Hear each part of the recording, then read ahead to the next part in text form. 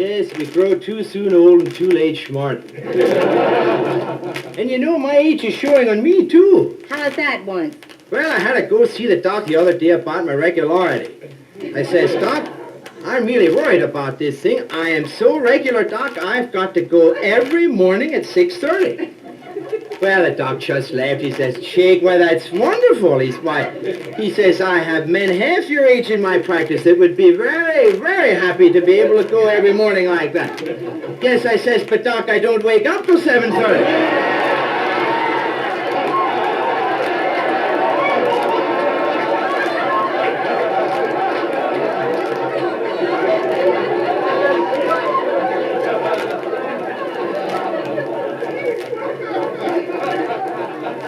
Say, Liz, how about your boy? Well, I went to see the doc about him, too, and I told him how my boy was always playing in the dirt and making these here mud pies and every now and then eating one of them, usually the biggest one. Well, he says, you don't have to worry none about that. He says it's perfectly normal for boys to play in the dirt and to make mud pies. And if he eats one, he says a little dirt won't hurt anybody now and then. Oh, I said, that relieves me.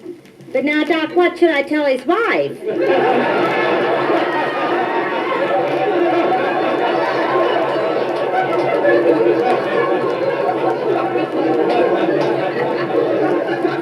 That's the big trouble with us, though, Jake. You know, we eat too much. Yes, but you hang together good. I hope. But you know, when I seen the doc the other day, he tried to tell me I was overweight. Imagine that, me overweight.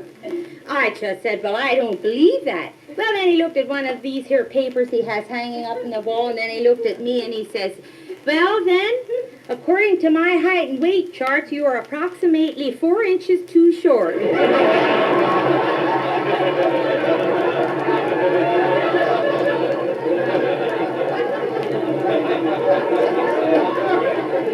You know, George was making out the income tax, and he says that he ought to go down to see one of these here accountants, you know. So he went downtown, and he walked into one of these here places where them men are, and he says, do you do income tax? And the man says, why, sure, what can I do for you? Well, George says, well, just first one question, just how fussy are you?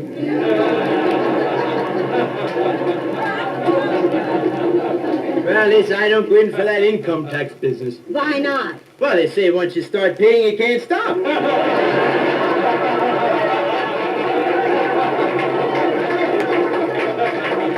Then, you know, living up against this here General Eisenhower's place, you know, he don't live where he used to. Well, where does he live? Why, live where he moved. Oh! Just the other day, I was out feeding the peepees back on the farm, and another one of them there big shots come up. Oh, he was really uptown. He was driving one of them high-powered two-toner swept-up cars, chewing one of them there big fat cigars. And he stopped and he says, lady, am I going toward Gettysburg? And I said, well, I don't know. Well, he said, if I go straight ahead in this road, would it get me out to Lancaster? Well, I said, you can't go straight. Well, then he was getting a little exasperated, and he said, well, if I go back the way I come from, would that get me out to the turnpike? Well, I said, I don't know which way you come from. Well, he said, you know, lady, I have heard that you are the dumbest people in the whole wide world, and I believe you are the dumbest of them all. And I just said, well, anyways, I ain't lost.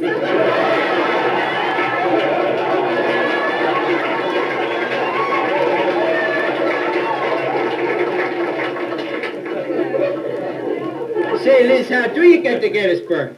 Well, I think we ought to go down by Paradise and Intercourse, but then we got to cross... Wait once. No, let's get turned around. Shouldn't we get through Mount Will or Mount Joy?